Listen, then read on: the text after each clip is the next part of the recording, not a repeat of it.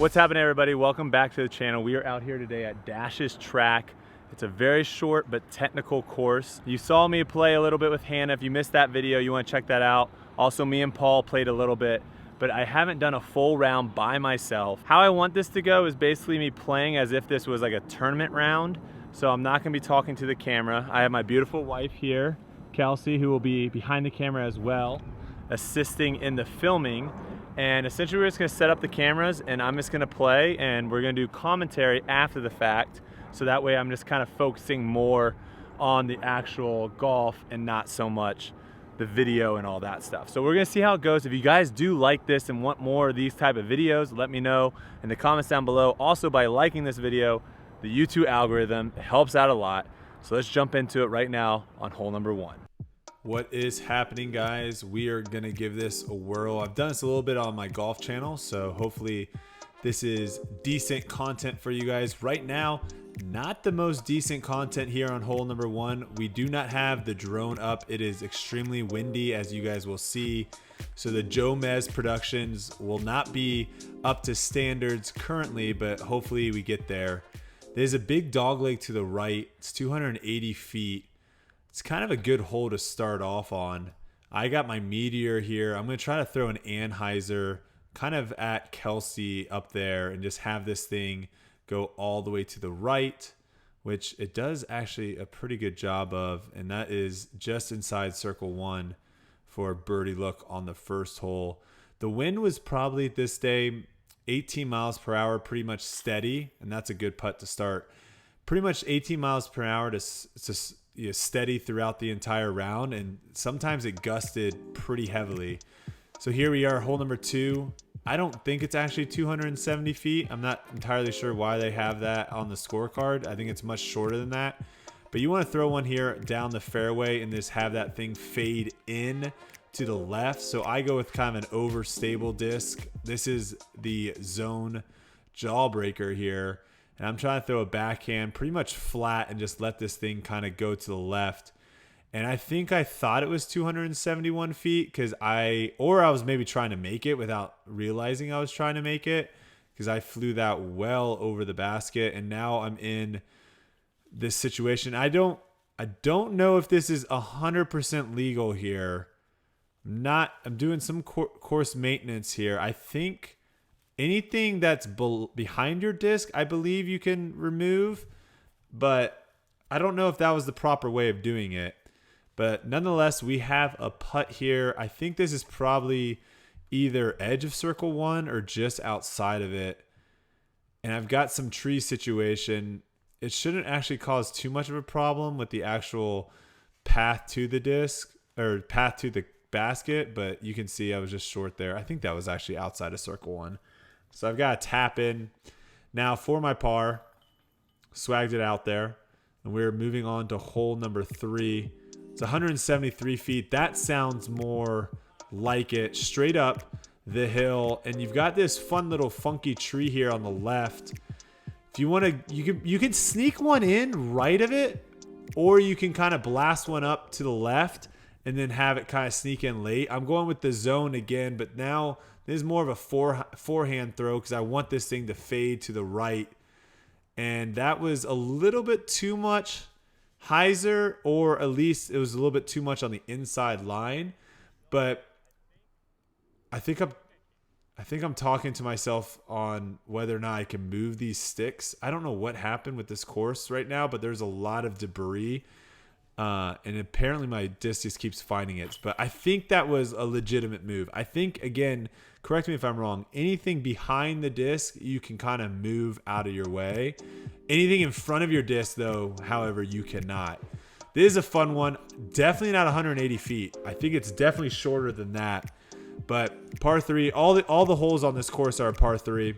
And again, it's a very, very short course, but it's technical. You can see you got to hit a window. Now, again, it's not that long.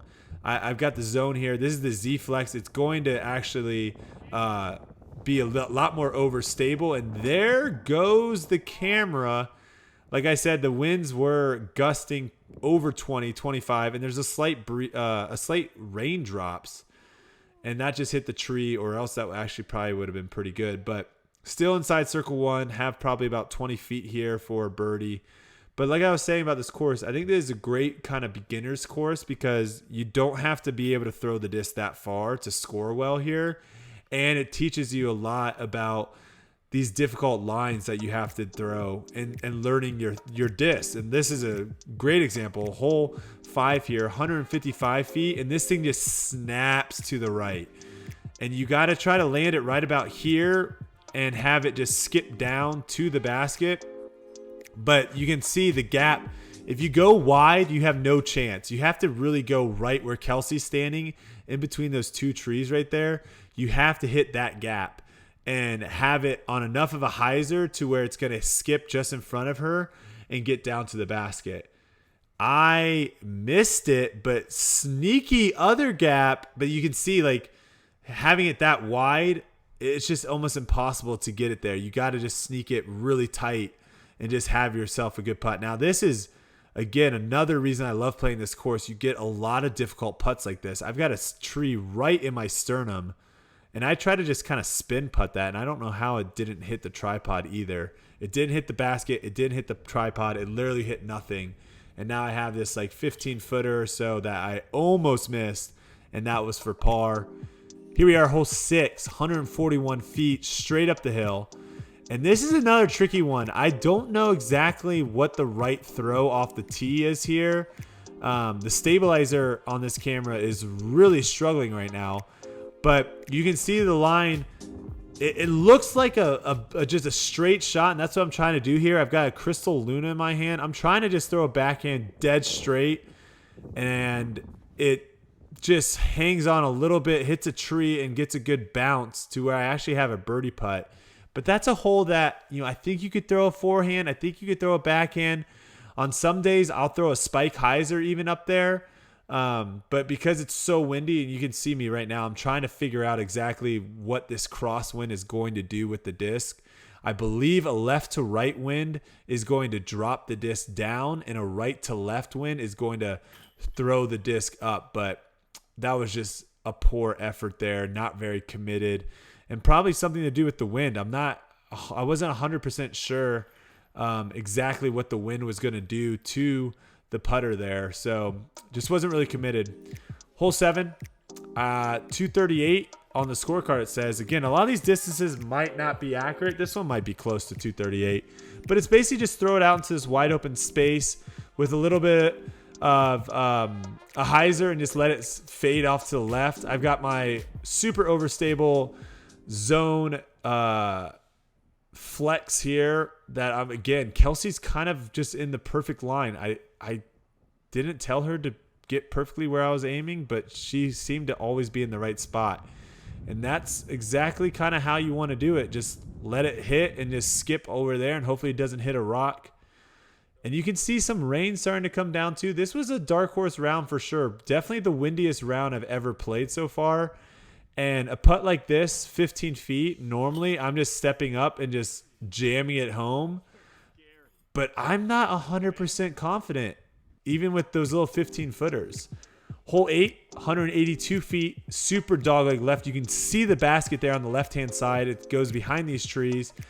Super tight gap. I love this hole because it really makes you have to throw not just the perfect line, but also the perfect speed to make sure your disc goes to the left at the right moment. If you saw it off a little bit too soon, it's going to miss left. And if you throw it too hard, it's just going to hit the trees.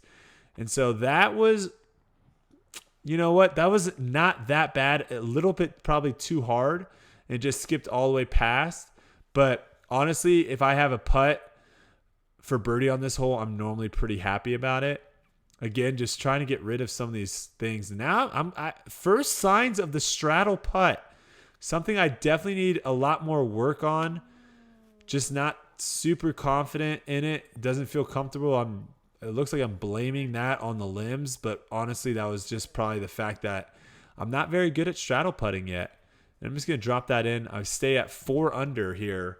Moving on to hole 9. Last hole in the front 9, 198 feet, dead straight.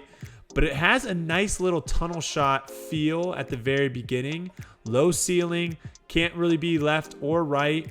But as long as you make it past that little gap, the first like 50 feet, 70 feet, you're pretty much home free. And you can see it's not the widest of gaps, but it does have a pretty low ceiling. So you got to keep this low. I got my Crystal Luna here, which is my straight shooter. And it was straight into the trees. And I'm telling myself, man, why did I throw that straight into the trees? Because now I have not that close. I'm not that close. I'm really not that close. And I'm throwing my second shot. I got the Jawbreaker zone. And I'm getting freaky. I went Darkhorse, bounce off the trees. Don't know what I'm doing right now. And I'm trying to figure out how do I manage myself to get a par here and get off this hole, because that was two really, really bad throws that luckily I got decent kicks and I made a good putt there. The wind was kind of down just a little bit, which I think definitely helped me. But yeah, that's a par. Hole 10. This is a fun one. I love this hole because it just goes straight down here and then straight back up. I feel like I've figured this hole out. You want to land it like right here.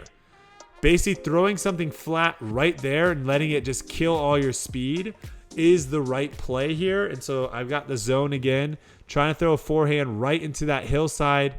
I just probably missed about 10 feet or so, 10 feet lower, and that's hitting the hillside, and that is parked. But now I'm over in here, more in the twigs, and again, just really, I love this because it's so much practice of weird putts. Just like I've got trees in my way, I've got sticks all over me, and I just have to focus in on trying to make this thing go in the basket, which luckily for me it did.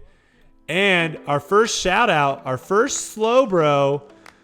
Again, guys, if you want more awesome content, you got to go over to check out my boy Joe Mez Pro. They've got the best content online. Go over Joe Mez Pro for all the top tournament coverage.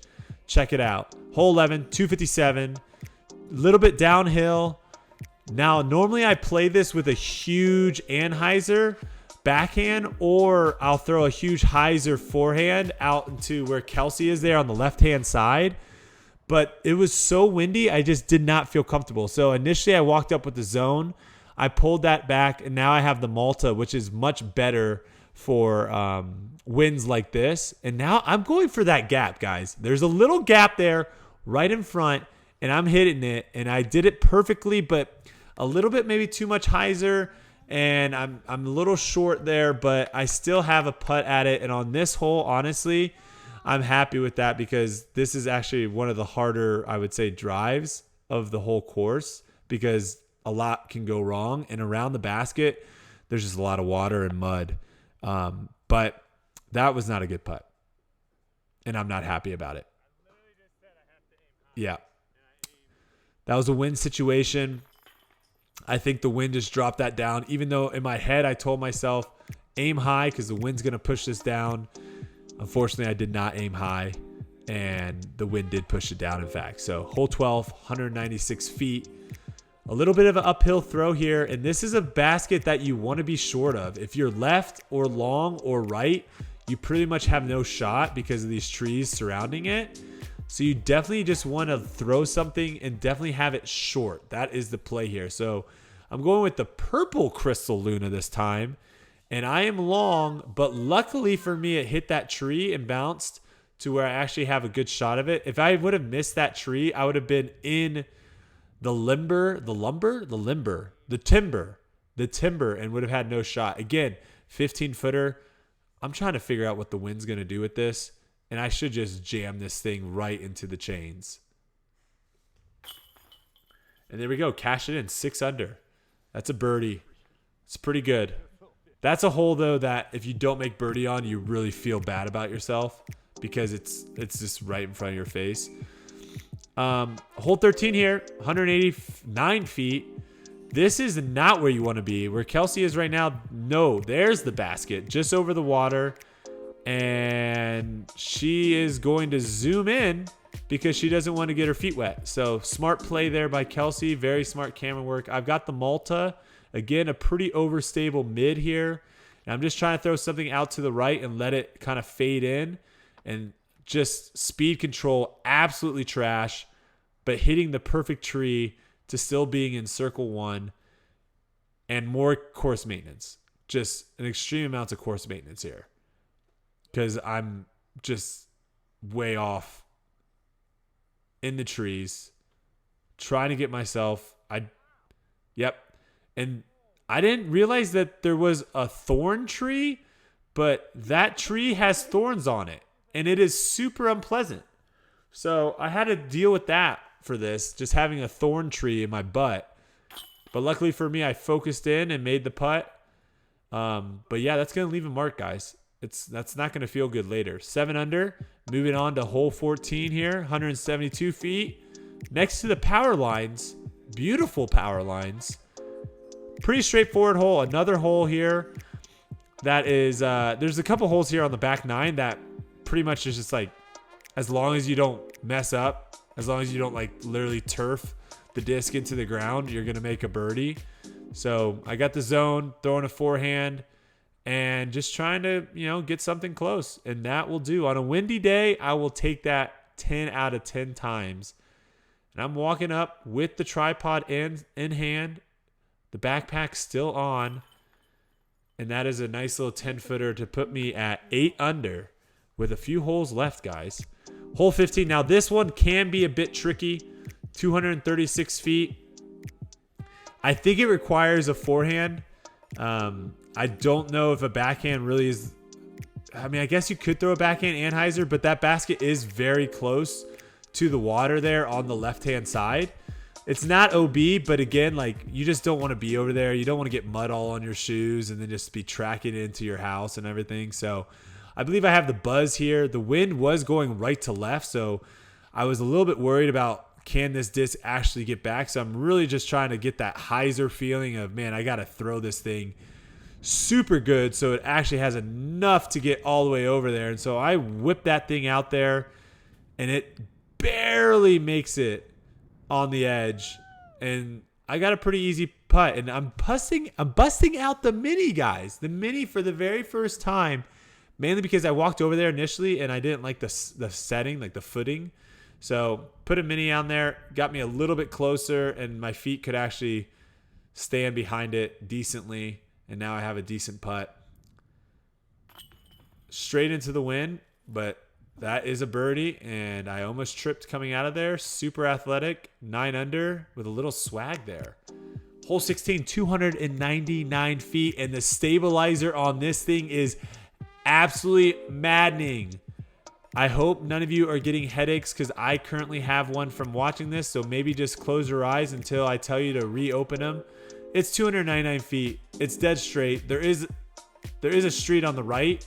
Okay, you can open your eyes. The image is clear for takeoff now. But really the only hard thing is you just don't want to throw it at oncoming traffic on the right-hand side here. Other than that, this is a pretty straightforward throw. I think I'm throwing either the buzz. That looks like actually like a Malta. And that's pretty good. Got a little bit of a nasty skip there at the very end to kind of shoot me over into the trees. I don't know how many kind of tree putts. Again, thorn trees just coming at me. What do you do with thorn bush? Okay, actually, this is a thorn bush. And I'm asking Kelsey, what do I do with it? So I don't know safety-wise, if you're in a thorn bush, do you just have to man up and play out of it? I'm not sure.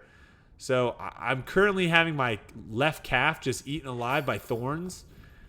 And welcome to disc golf, ladies and gentlemen. Right there. That was the moment that I realized, wow, this sport giveth and taketh. Because I thought that also potential foot fault there. I don't know. Might be a foot fault. 9 under, though. Can we get to double digits, guys? 2 holes left. Good thing for me is this is probably the easiest hole on the course. 153 feet. This was potentially a hole that they didn't really know what to do because they literally just stuck a basket in the middle of this area. I don't really know what to tell you. It's pretty much straightforward. It's just aim right at Kelsey and there's the basket. I think a lot of people probably try to make this. I'm not that good yet. So I'm satisfied with just kind of getting something close and trying to make a putt. I haven't really gotten to the point of where I'm actually trying to make these things. that would be fun to get to eventually. But right now I'm just trying to score. And for me, that's just try to get something close. And that was lucky right there because the wind was trying to soar that thing out.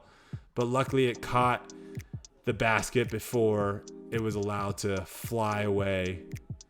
Hole 18, 372 feet. This is a fun and probably the longest hole on the course. By probably, I mean 100%. It's the longest hole on the course. Super dogleg left. So I'm busting out my Onyx, I believe here. Super overstable fairway driver. And I'm going to try to throw a ginormous hyzer. Just a massive hyzer out to the right. And the wind is a little bit in my face, but I think it's also a little bit right to left. So it should kind of help this thing soar in. And you can see the plane flying in nicely. I mean, that's a shot right there. So I'm just kind of going through the rhythm here. Trying to feel it out. Just trying to do a rip standstill. And that was probably my best shot I've ever had on this hole. Hands down. Definitely the best shot. And so now I have this putt inside circle 1. Luckily the wind is a little bit guarded in here with the trees. Just trying to focus and finish the round. Cash. And that's going to do it. Little slow bro to finish us. Hope you guys enjoyed that. Fist bump. All right, guys, that is going to do it here from Dash's Track. Really fun course. Yes, I know it's extremely short. I think this might be the only hole. This hole, 18, hole 16, are probably the only 2 holes that are over 300 feet. The rest are all short, but you can see they're very technical, which I think is great for me right now starting off, is just working on a lot of recovery shots. You also saw a lot of putts today that I haven't even actually practiced, you know, thorn bushes, you know, poking me in the butt and having to figure out how to putt with that. So I think this course is really good for that. If you want to see me play a longer course, let me know. You can either like this video or leave a comment down below. That's going to do it here. Guys, this journey has been so much fun.